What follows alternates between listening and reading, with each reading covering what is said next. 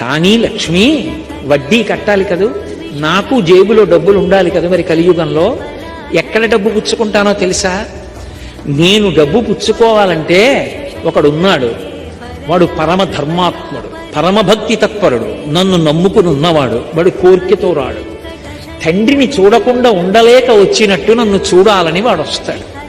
నాతో వెంకటాచలంలో ఒకానొకప్పుడు ఒక వృద్ధ అర్చకుడు చెప్పాడు, ఒక్కొక్క రోజు వెంకటేశ్వర స్వామి వారి చెప్పాడు, ఒక్కొక్క రోజు వెంకటేశ్వర స్వామి వారి ముఖంలో గొప్ప సంతోషం కనపడుతుందండి మాకు.